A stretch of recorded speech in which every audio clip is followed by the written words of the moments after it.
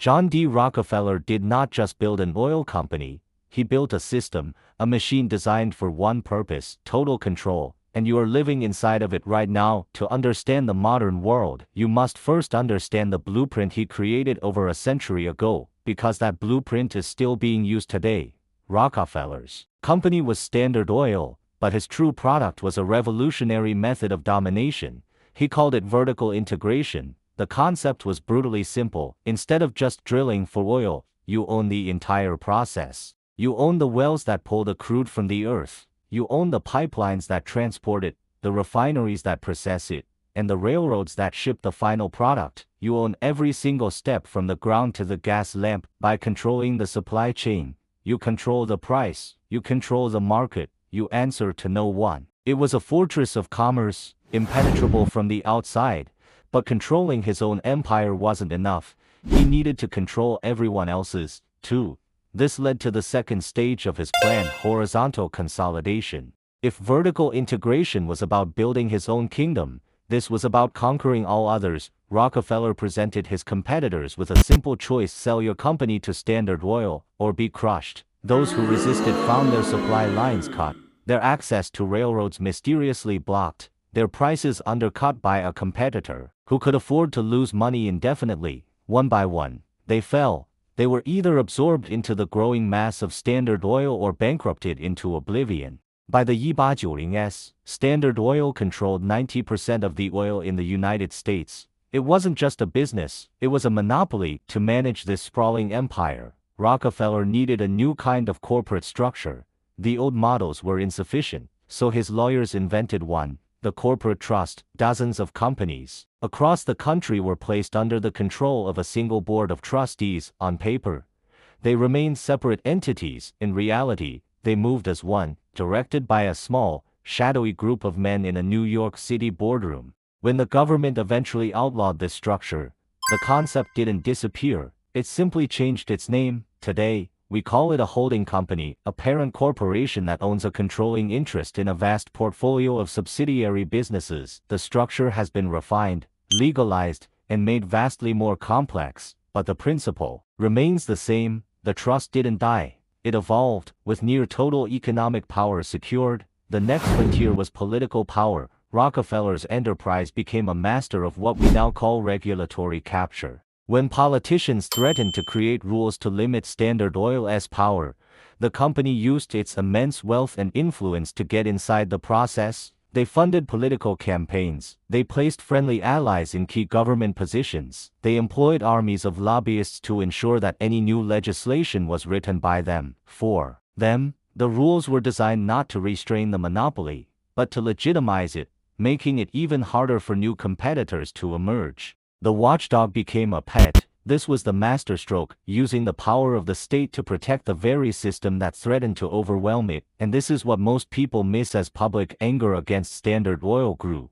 Rockefeller executed his most brilliant maneuver. He began to give his money away. He poured hundreds of millions of dollars into medicine, science, and education, establishing foundations that exist to this day. This was the birth of strategic philanthropy. On the surface, it was an act of public grace, the titan of industry giving back to the society that had enriched him. But it served a dual purpose. It washed his public image, transforming him from a ruthless monopolist into a beloved philanthropist. And more importantly, it allowed his wealth to shape the very fabric of society, funding the institutions that would produce the next generation of doctors, politicians, and leaders. It was influence, purchased for generations to come. In 1911, the U.S. Supreme Court finally did the unthinkable. It ordered the breakup of Standard Oil, citing its illegal monopolistic practices. The company was shattered into 34 separate pieces. It was hailed as a victory for the common man,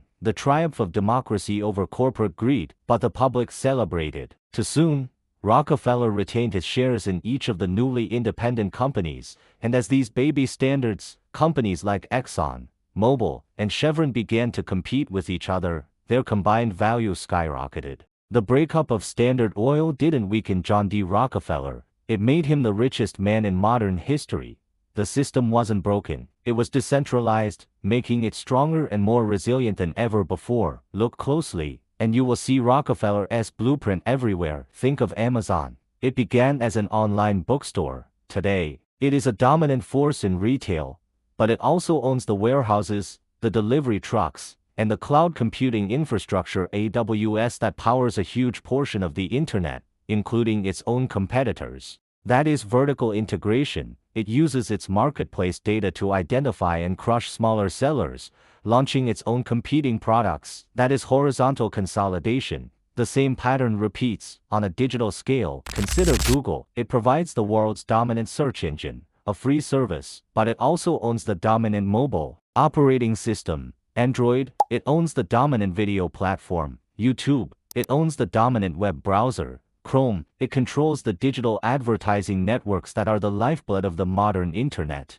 Each piece reinforces the others, creating a closed ecosystem that is nearly impossible for competitors to penetrate. It is a digital trust, built not on oil, but on data. The model extends far beyond technology. Look at the pharmaceutical industry, where a handful of giant corporations, known as Big Pharma, control the research and manufacturing and distribution of life-saving drugs. They spend more on lobbying than almost any other industry, shaping patent laws and pricing regulations to their own benefit. This is regulatory capture, perfected. Look at the big banks, deemed too big to fail. After the 2008 financial crisis, they were bailed out with public money, solidifying their central role in the economy. They operate as a modern cartel, their interconnectedness making the entire global financial system dependent on their stability. This is the legacy of the trust. The ultimate function of this system is not just control. It is the relentless concentration of wealth. Whether the resource is oil, data, or capital, the blueprint works the same way. It funnels resources and profits from the many to the very few at the top. It creates a feedback loop where wealth generates more influence, and influence is used to rewrite the rules to generate more wealth. It is a system designed to perpetuate itself, growing larger and more concentrated with each passing year. The gap between the ultra-wealthy and everyone else is not an accident of the modern economy. It is a feature of its design. You do not observe this system from the outside. You live inside of it every day. The products you buy, the news you consume, the platforms you use to communicate, they are all part of this vast, interconnected structure. The prices you pay, the wages you earn, the opportunities available to you all are shaped by the logic of this 100-year-old blueprint. It is the invisible architecture of your life, a maze built long before you were born. Most people wander through this maze unaware of its walls, its dead ends, and its hidden levers of power.